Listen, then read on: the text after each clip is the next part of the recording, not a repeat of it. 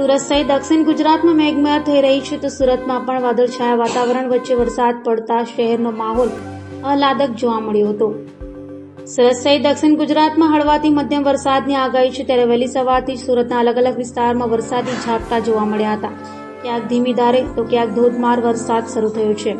સુરતના અડાજણ, વરાછા, કતારગામ, અમરોલી, રાંદેર, ઉધના તેમજ અઠવા વિસ્તારમાં વરસાદ પડ્યો હતો તો વરસાદના કારણે ધરતીપુત્રોમાં ખુશી જોવા મળી હતી। સુરત શહેર અને જિલ્લામાં છેલ્લા 2 દિવસથી વરસાદે વિરામ લીધો છે તો બુધવારે સુરત અને ઓલપાડમાં છૂટો છવાયો વરસાદ પડ્યો હતો। હવામાન વિભાગે જણાવ્યા મુજબ સુરતમાં સિઝનનો કુલ 26% વરસાદ નોંધાયો છે। શહેરમાં અત્યાર સુધી 381 mm વરસાદ પડી ચૂક્યો છે, જ્યારે ઉકાઈની સપાટી 306.41 ફૂટ નોંધાઈ છે અને કોઝવેની સપાટી 6.54 મીટર નોંધાઈ છે।